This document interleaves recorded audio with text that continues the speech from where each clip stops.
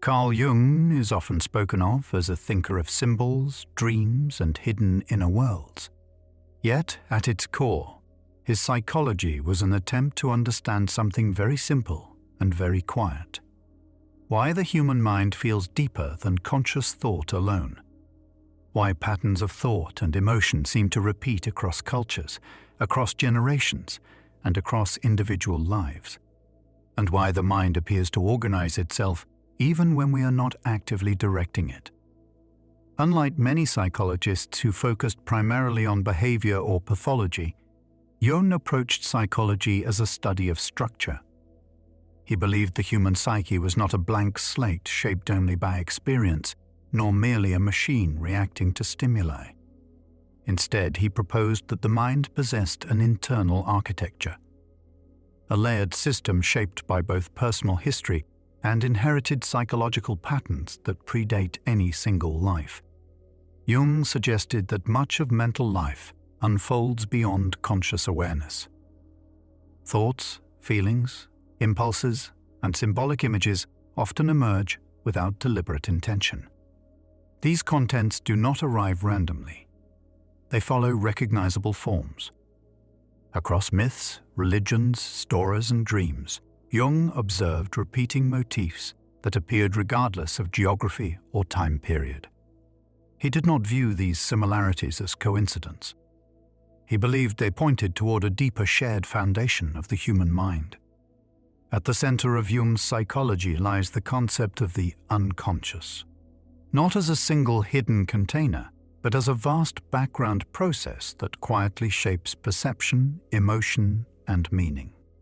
Conscious awareness, in this view, is only a surface layer. Beneath it lies a much larger field of psychological activity, operating continuously, whether noticed or not. Jung proposed that understanding the mind required looking inward with patience rather than control. Psychology, for him, was not about forcing change or eliminating discomfort. It was about recognizing patterns, acknowledging internal opposites, and allowing the psyche to move toward balance over time. He believed that mental health was less about achieving happiness and more about maintaining equilibrium between conscious intention and unconscious influence. This perspective led Jung to explore ideas that felt unfamiliar to traditional science. Concepts such as archetypes, symbolic meaning, and inherited psychological forms challenged purely material explanations of behavior. Yet Jung remained methodical in his observations. He collected dreams, analyzed myths, studied art, religion, and personal narratives. He searched for structure beneath experience, not explanation through speculation alone. Rather than asking how the mind should behave, Jung asked how it already behaves when left to its own rhythms. He treated dreams not as errors or distortions, but as communications. He treated imagination not as fantasy, but as expression. And he treated psychological conflict not as failure, but as evidence of competing forces seeking balance. In this exploration, Jung laid out a framework that views the human psyche as dynamic, self-regulating, and deeply symbolic. A system that does not simply react to the world, but interprets it through layers shaped by both individual experience and collective inheritance. To understand his psychology is not to memorize definitions, but to observe how patterns repeat quietly within thought, emotion, and meaning itself. From here, the foundations of Jung's psychological model begin to take shape. The division between conscious awareness and unconscious structure. The idea that the mind contains both personal memory and shared patterns. And the belief that understanding the psyche begins not with control, but with careful attention. Jung divided the unconscious into two distinct layers. The first he called the personal unconscious. This level contains material that once belonged to conscious awareness, but has since faded from direct attention. Forgotten memories, suppressed emotions, unresolved impressions, and experiences that were never fully processed all reside here. Nothing in the personal unconscious is entirely foreign to the individual. It is shaped by lived experience, even if its contents are no longer easily recalled. The personal unconscious operates quietly in the background. It influences mood, perception, and reaction without announcing itself. A sudden feeling of unease, an unexplained preference, or an emotional response that seems disproportionate to the situation may arise from this layer. Jung believed these responses are not random. They reflect associations formed over time, often outside deliberate awareness. Yet Jung argued that this personal layer was only part of the story. Beneath it, he proposed a deeper and more universal dimension of the psyche. He called this the collective unconscious. Unlike personal memories, the collective unconscious is not formed through individual experience.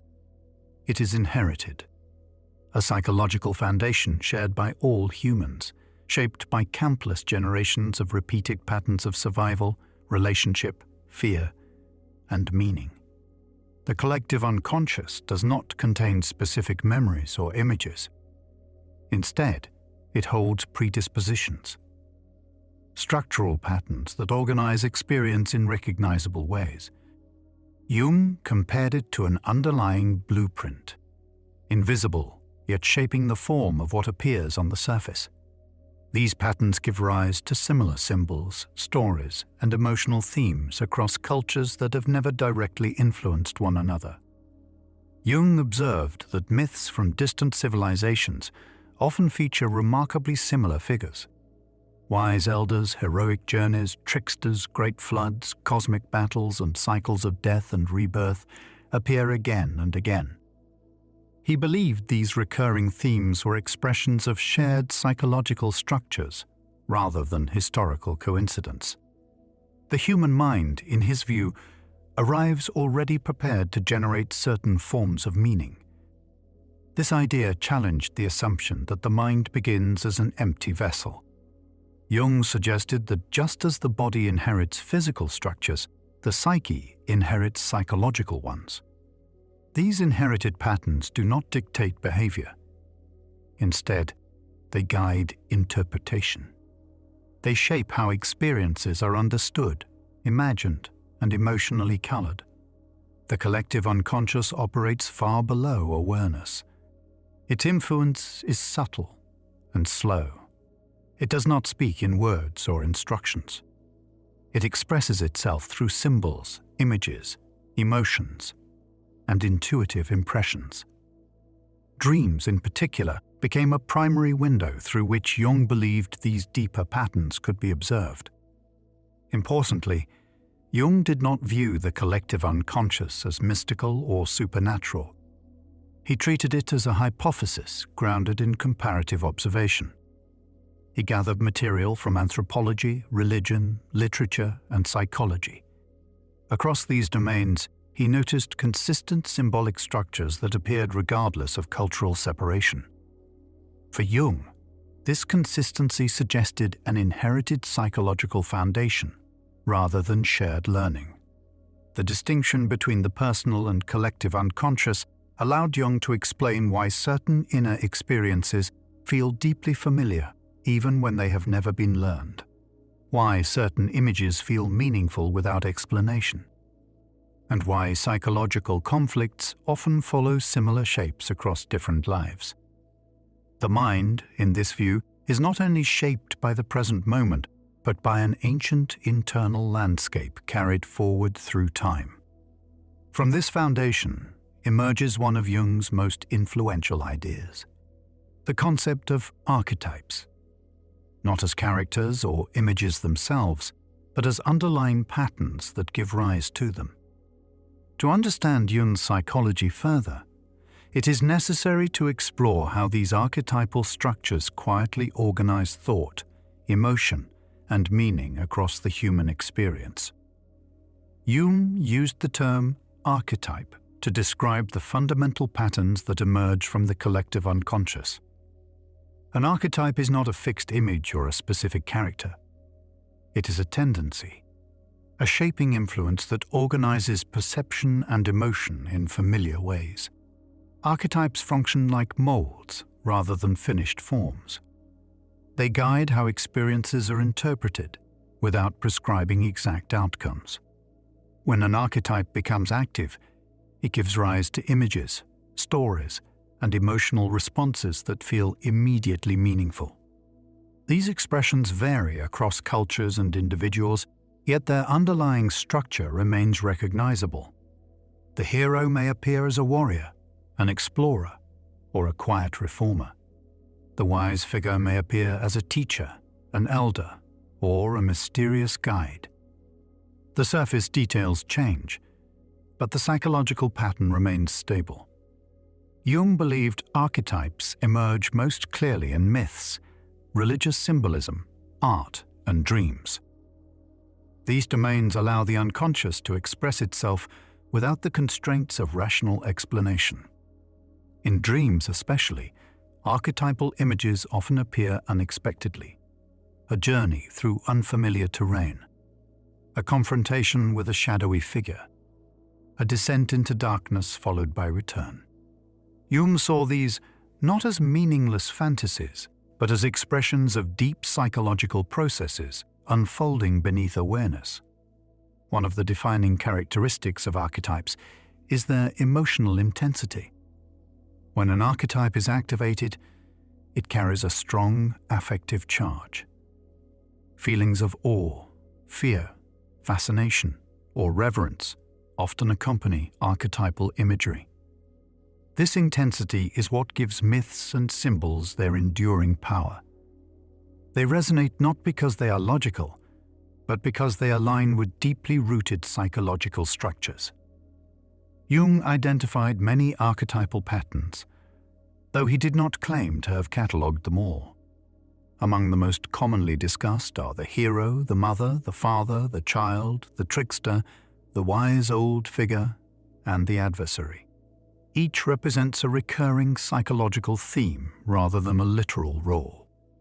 The hero reflects the impulse toward growth and confrontation.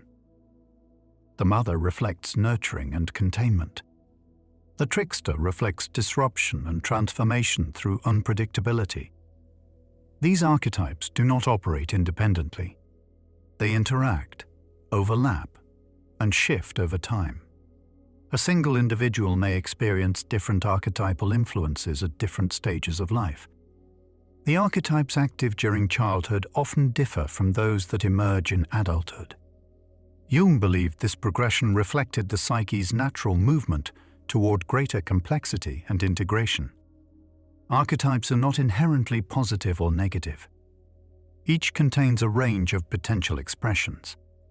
The nurturing figure can become overprotective. The heroic impulse can become reckless. The wise figure can become detached or authoritarian.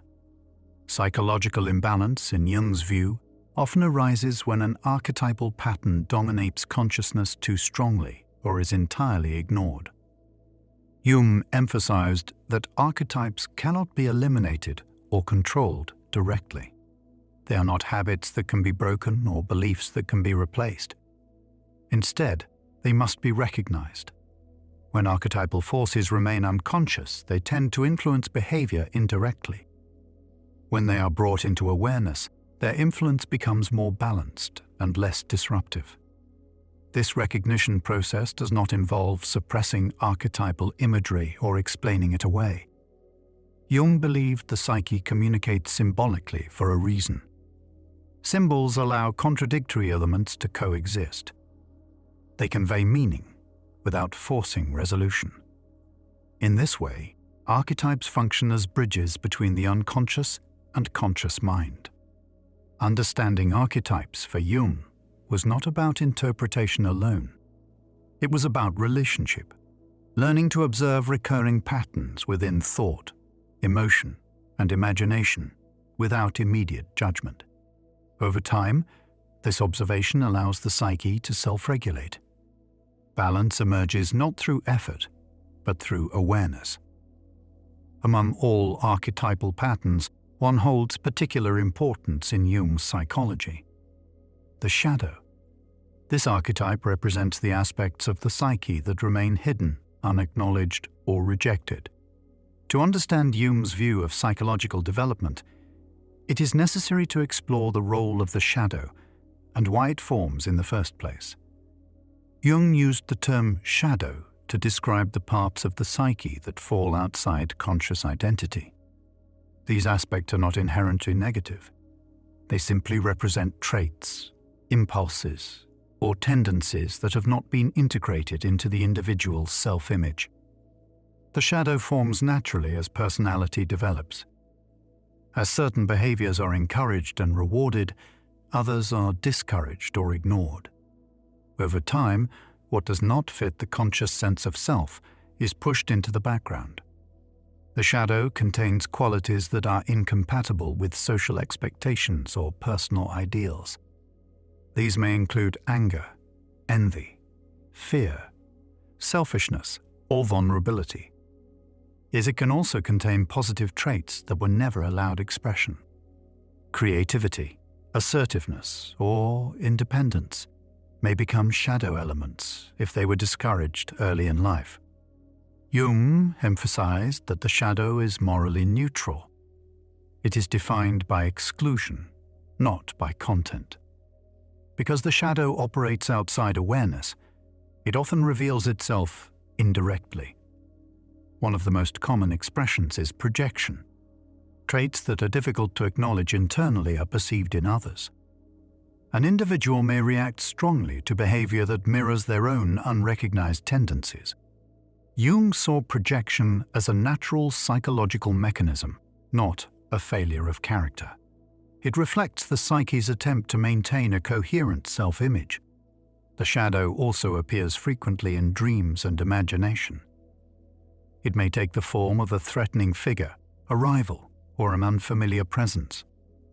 These images are rarely literal. They symbolize aspects of the psyche seeking recognition.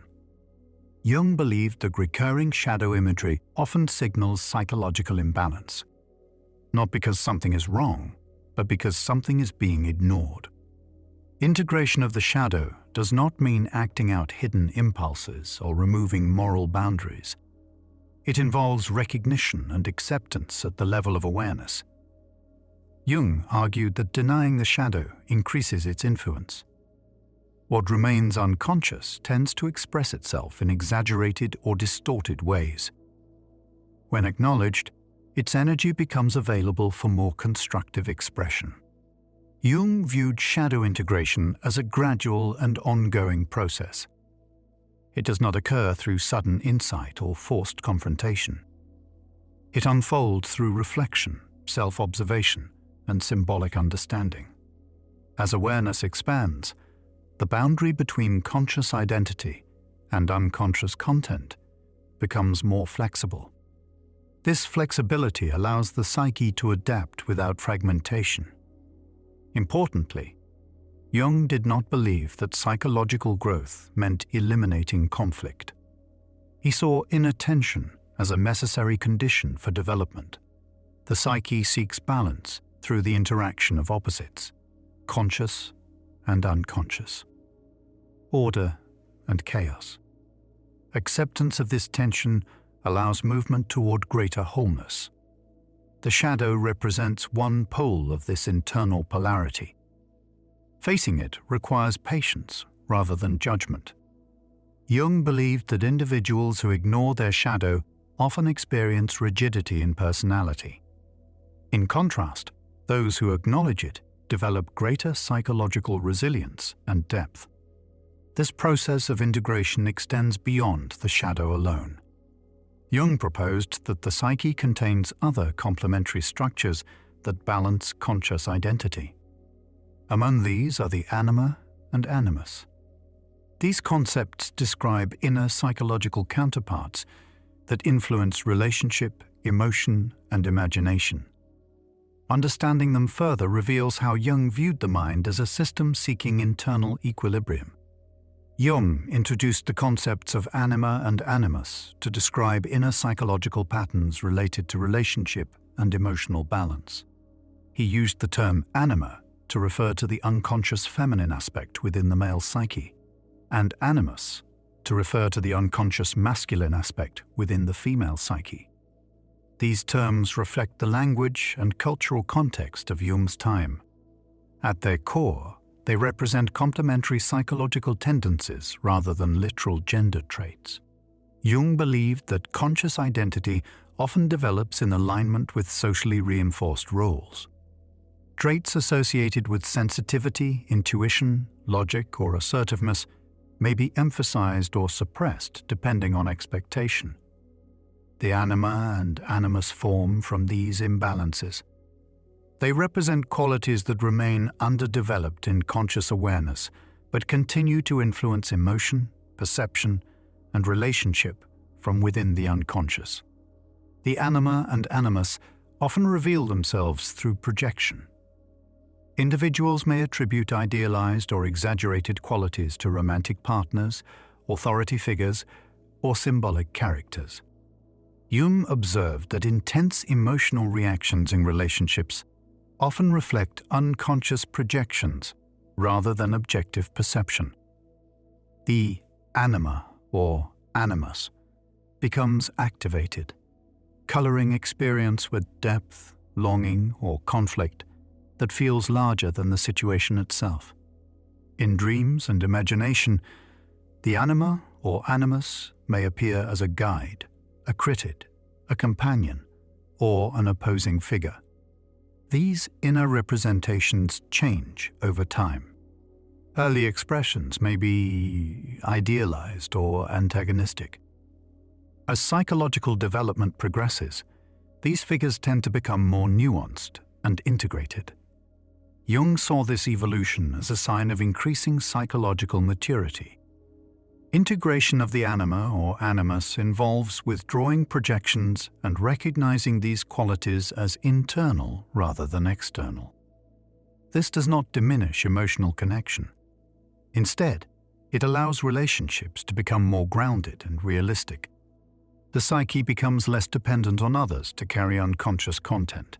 Jung emphasized that the anima and animus influence creativity, imagination, and intuition.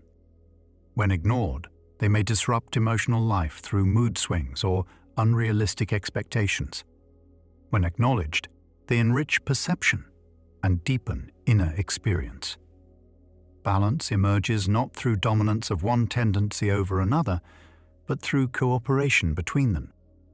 These inner counterparts also serve as mediators between conscious awareness and the deeper layers of the unconscious. Jung believed they function as bridges. They translate symbolic material into forms that consciousness can gradually understand. This translation process supports psychological growth without overwhelming awareness. The anima and animus highlight Jung's broader view of the psyche as relational rather than static. The mind is not a fixed identity. It is a dynamic interaction of parts, each influencing the other. Psychological health, in this model, arises from dialogue rather than control. Beyond these inner figures lies another essential concept in Jung's psychology: the persona. This represents the face the individual presents to the world. Understanding the persona reveals how social identity forms and how it interacts with deeper psychological structures. Jung used the term persona to describe the social face an individual presents to the world. The word originates from the masks worn by actors in ancient theatre. In psychology, the persona serves a practical function. It allows individuals to navigate social roles, expectations, and responsibilities with relative stability. Without some form of persona, social interaction would become chaotic and overwhelming. The persona develops early in life through adaptation. As individuals learn which behaviors are rewarded or discouraged, a pattern of presentation begins to form. This pattern becomes associated with identity. Professional roles, social positions, and cultural expectations all contribute to the shaping of the persona. Jung did not view this process as deceptive. a persona is necessary. It enables participation in shared reality. Problems arise, Jung suggested, when the persona becomes over-identified with the self. When an individual equates their entire identity with a role or image, the connection to deeper psychological layers weakens. The persona then functions as a rigid structure rather than a flexible interface. This rigidity can lead to feelings of emptiness, fatigue, or loss of meaning. The persona also influences how the unconscious expresses itself. Traits that do not fit the accepted social image are often relegated to the shadow. Over time, this separation intensifies. The more polished and narrow the persona becomes, the more pressure builds in the unconscious. Jung believed many psychological conflicts stem from this imbalance rather than from any single traumatic event. Healthy psychological development involves recognizing the persona as a role rather than an identity. This recognition does not require abandoning social responsibilities. It involves maintaining awareness that the persona is one aspect of the psyche, not its totality. When the persona is held lightly, inner flexibility increases. Jung observed that major life transitions often challenge the persona. Changes in career, relationships, or social status can weaken previously stable identities. While such periods may feel unsettling, Jung viewed them as opportunities for psychological reorganization. The loosening of the persona allows previously unconscious material to surface gradually. The interaction between persona and unconscious content plays a central role in what Jung called individuation. This process describes the gradual movement toward psychological wholeness. It is not about achieving a fixed state, but about maintaining dynamic balance among the psyche's components. Individuation involves differentiating the self from the persona without rejecting it. It involves acknowledging unconscious influences without being overwhelmed by them. Jung believed this process unfolds across the lifespan. It cannot be rushed or forced. It follows the psyche's own rhythm. To support individuation, Jung placed significant emphasis on symbolic material. Dreams, imagination, and creative expression provide channels through which unconscious content can be integrated safely. These symbolic processes allow opposites to coexist without immediate resolution. Another key aspect of Jung's psychology that supports individuation is his approach to dreams. Jung viewed dreams not as random neural activity, but as meaningful expressions of psychological balance. Exploring his understanding of dreams further reveals how the unconscious communicates with conscious awareness. Jung regarded dreams as one of the primary ways the unconscious communicates with conscious awareness. Unlike approaches that treat dreams as disguised wish fulfillment or random mental noise, Jung believed dreams serve a compensatory function. They present perspectives that balance conscious attitudes. When waking life becomes too narrow, too rigid, or too one-sided, dreams introduce alternative viewpoints through symbolic imagery. Dreams, in Jung's psychology, are not meant to be interpreted literally. Their language is symbolic rather than descriptive. Images in dreams represent psychological processes rather than external events. A journey may symbolize psychological transition. A structure may represent an aspect of the self. Water may reflect emotional states. Jung emphasized that symbols cannot be reduced to fixed meanings. Their significance depends on context and personal association. Jung distinguished between signs and symbols. A sign points to something already known. A symbol points towards something that cannot yet be fully understood. Dreams operate symbolically. They reveal information that consciousness is not yet ready to articulate directly. This symbolic quality allows dreams to communicate complex psychological states without overwhelming awareness. Jung believed dreams are purposeful. They emerge from the psyche's attempt to maintain balance. Rather than expressing what consciousness wants, dreams often express what consciousness lacks. An overly rational individual may dream of emotional chaos. An overly controlled personality may dream of unpredictability. These compensatory images restore psychological equilibrium over time. Recurring dreams held particular significance for Jung. He viewed repetition as an indication that a psychological issue remained unresolved. The unconscious, he believed, continues to present material until it is acknowledged at the level of awareness. Recognition alone does not immediately resolve conflict. It begins a dialogue between conscious and unconscious processes. Jung also observed that dreams change over the course of life. Early dreams often focus on adaptation to the external world. Later dreams tend to reflect inner development. As individuation progresses, dream imagery often becomes more abstract and symbolic.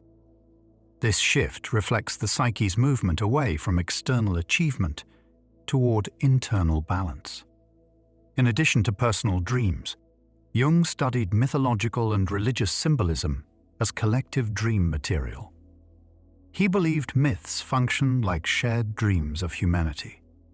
They express archetypal patterns at a cultural level. Religious symbols, in this view, serve psychological functions by organizing experience and providing meaning rather than conveying literal truths. Jung approached dream interpretation cautiously. He rejected universal dream dictionaries. Instead, he emphasized amplification. This method involves exploring symbolic associations across personal experience, cultural context, and historical parallels. Interpretation remains open-ended rather than definitive. The goal is understanding, not explanation.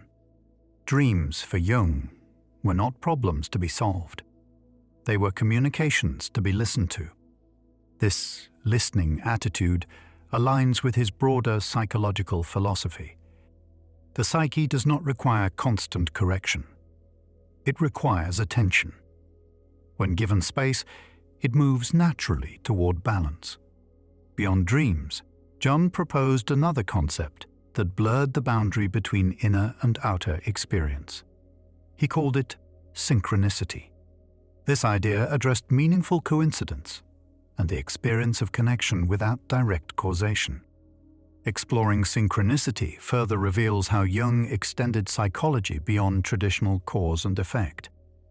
Jung introduced the concept of synchronicity to describe experiences in which events appear meaningfully connected without a direct causal relationship. These occurrences often involve an inner psychological state coinciding with an external event in a way that feels significant. Jung did not suggest that one causes the other.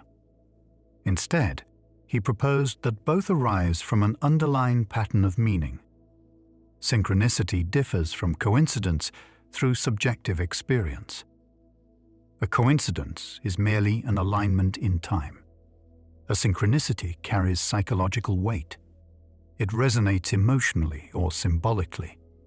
Jung believed these experiences occur when the psyche is in a heightened state of openness or transition. During such moments, internal and external patterns appear to align. Jung was careful to frame synchronicity as a psychological phenomenon rather than a supernatural claim. He did not argue that the mind controls external reality. Instead, he suggested that meaning may operate as a connecting principle alongside causality. Just as physical events follow laws of cause and effect, psychological experience may follow patterns of significance. Synchronicities often involve archetypal imagery. A symbol that has been active in dreams or imagination may suddenly appear in the external world. The impact comes not from the event itself, but from the correspondence. Jung believed these moments highlight the limits of purely rational explanation. They point toward the complexity of human experience rather than toward hidden mechanisms. Jung collaborated with physicists of his time to explore the implications of synchronicity. He was particularly interested in how modern physics challenged classical notions of determinism. The observer, probability, and uncertainty became relevant parallels. Jung did not claim equivalence between physics and psychology. He saw them as complementary perspectives on reality. Importantly, Jung cautioned against overinterpretation. Not every coincidence carries meaning. Synchronicity cannot be manufactured or predicted. It arises spontaneously. Its value lies in reflection rather than conclusion. Jung emphasized that these experiences should be integrated thoughtfully rather than used to construct belief systems. Synchronicity fits within Jung's broader view of the psyche, as oriented toward meaning. Human experience, in his view, is not organized solely around efficiency or survival. It seeks coherence. When meaning emerges unexpectedly, it signals psychological alignment rather than explanation. These experiences often occur during periods of transformation. Times of transition, uncertainty, or inner reorganization increase sensitivity to symbolic connection. Jung saw synchronicity as a byproduct of individuation rather than its goal. It reflects moments when conscious awareness and unconscious structure briefly align. Through synchronicity, Jung expanded psychology beyond internal processes alone. He acknowledged that subjective experience cannot always be neatly separated from the world it interprets. Meaning emerges in the relationship between observer and event. As Jung's psychology unfolds, a central theme becomes clear. The psyche is self-regulative. It seeks balance through symbols, tension, and gradual integration. This movement toward wholeness is what Jung called individuation. Exploring this concept further brings together the major elements of his psychological model. Jung used the term individuation to describe the lifelong process through which the psyche moves toward wholeness. This process does not aim at perfection, happiness, or social success. It refers instead to the gradual integration of conscious and unconscious elements into a balanced psychological system. Individuation unfolds slowly. It cannot be forced, accelerated, or completed in a single stage of life. At the beginning of life, psychological energy is directed outward. Identity forms through adaptation to family, culture, and environment. The persona strengthens, and unconscious material remains largely unexamined. Jung believed this outward focus is necessary. It allows individuals to establish themselves within the world. Individuation does not begin by rejecting this phase, but by eventually moving beyond exclusive identification with it. As life progresses, inner tension often increases. Goals once pursued may lose their emotional pull. Roles that once felt stable may begin to feel constraining. Jung viewed these experiences not as failure, but as signals. The psyche is shifting its center of gravity inward. Individuation begins when attention turns toward meaning rather than achievement. This inward movement brings unconscious material into awareness gradually. The shadow, anima or animus, and archetypal influences become more noticeable. Individuation does not require resolving every conflict or eliminating contradiction. Jung believed the psyche grows through the capacity to hold opposites without collapse. Psychological maturity involves tolerance for ambiguity rather than certainty. Central to individuation is the emergence of what Jung called the self. The self is not the ego. It represents the organizing principle of the entire psyche. Conscious identity occupies only a small portion of this whole.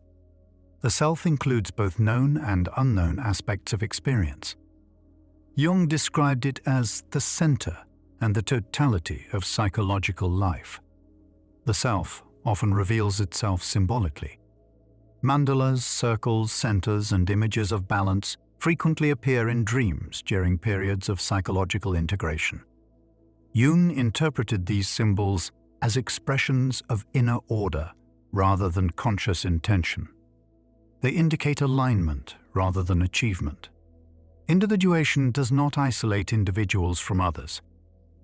Jung emphasized that psychological wholeness enhances relationship rather than diminishing it. As projections are withdrawn and unconscious material integrated, perception becomes clearer. Relationships become less burdened by unmet inner expectations.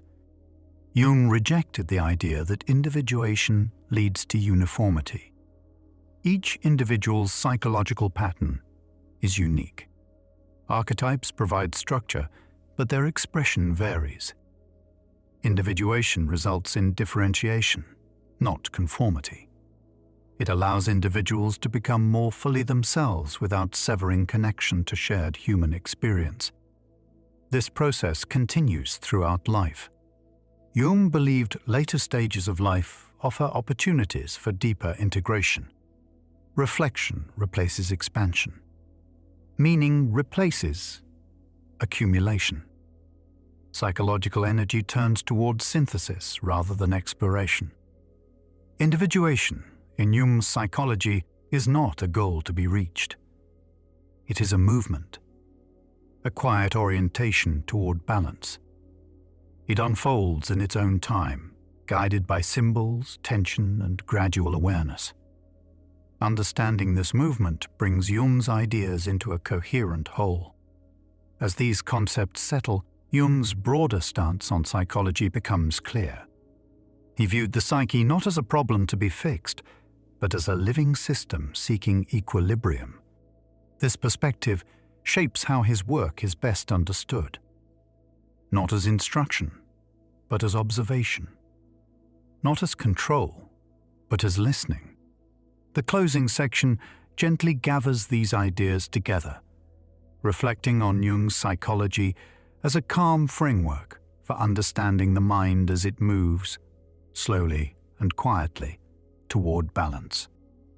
When viewed as a whole, Jung's psychology forms a picture of the mind that is neither mechanical nor chaotic. It is a system shaped by balance, tension, and gradual adjustment. Conscious awareness occupies only a small portion of this system, yet it plays an essential role. It is the point of observation, the place where symbols are noticed rather than controlled. Jung did not believe the mind required constant correction. He believed it required attention. Much of psychological difficulty, in his view, arises not from the presence of unconscious material, but from its exclusion.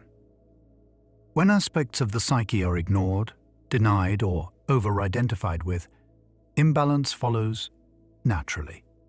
When they are observed and acknowledged, regulation begins quietly on its own. This approach stands apart from models that emphasize diagnosis or optimization.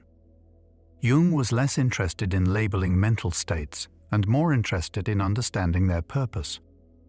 Anxiety, conflict, repetition, and uncertainty were not treated as errors.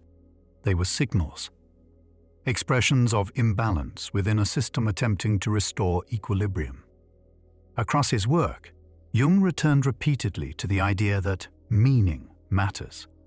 Not imposed meaning, but discovered meaning. The psyche responds not only to events, but to interpretation. Symbols, dreams, and emotional patterns act as bridges between what is known and what remains unknown. They allow communication without resolution, understanding without closure. Jung's emphasis on symbolism does not require belief. It requires observation. Symbols function whether they are interpreted consciously or not. They appear in language, art, stories, and imagination. Their persistence suggests that the mind organizes experience through form as much as through logic. In this framework, psychological growth is not defined by constant improvement. It is defined by integration, the ability to hold complexity without fragmentation, to allow contradiction without collapse, to remain attentive rather than reactive. These capacities develop slowly, often without conscious effort. Jung also acknowledged the limits of knowledge. He resisted final explanations. His psychology remains open-ended by design. It invites reflection rather than conclusion. Each concept functions as a lens rather than a rule. The unconscious remains partly unknowable, not because it hides, but because it exceeds conscious perspective. This openness contributes to the calming quality of Jung's work. There is no urgency to resolve the psyche, no pressure to reach a final state. The mind is allowed to unfold at its own pace. Balance emerges through time rather than force.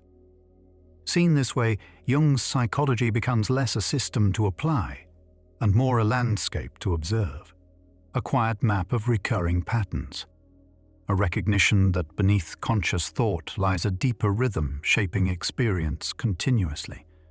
As attention softens, these ideas settle naturally. The psyche continues its movement, organizing itself through symbols, relationships, and reflection. Nothing needs to be concluded. Nothing needs to be fixed. Awareness alone is sufficient. As Jung's psychology settles into a wider frame, it becomes clear that his work was never intended to function as a method to be applied. It does not provide instructions, exercises, or measurable outcomes. Instead, it offers a way of observing the mind as it already operates. Jung approached psychology as a study of patterns rather than prescriptions. His focus remained on how the psyche organizes experience when it is allowed to unfold without excessive interference. Central to this view is the idea that the mind contains its own regulating intelligence. Conscious awareness participates in this process, but it does not direct it entirely. Beneath conscious intention, symbolic processes continue their quiet activity. Dreams form images. Emotional patterns repeat. Conflicts emerge and dissolve. Jung believed these processes reflect an internal balancing mechanism rather than disorder.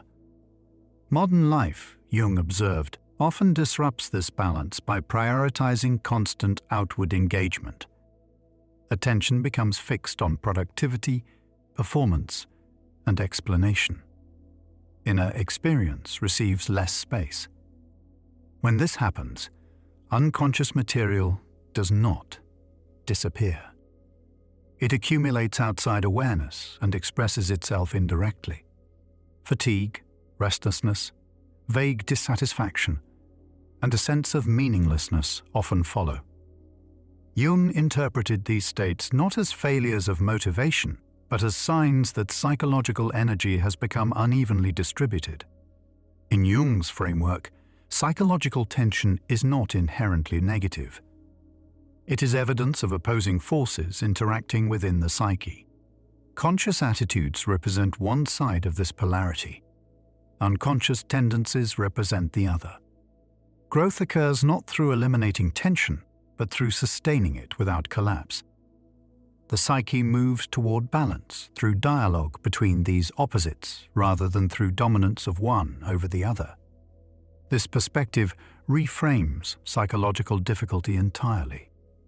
Instead of asking how to remove discomfort, Jung asked what role it serves within the whole system.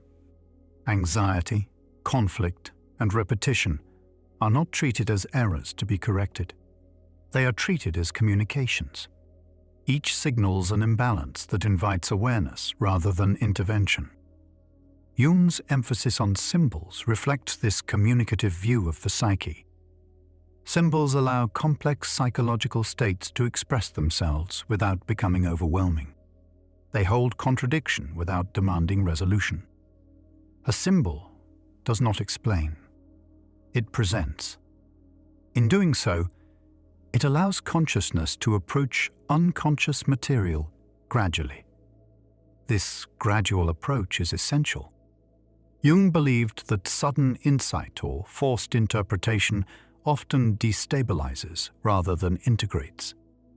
Psychological change unfolds slowly. Awareness accumulates over time. Meaning emerges indirectly.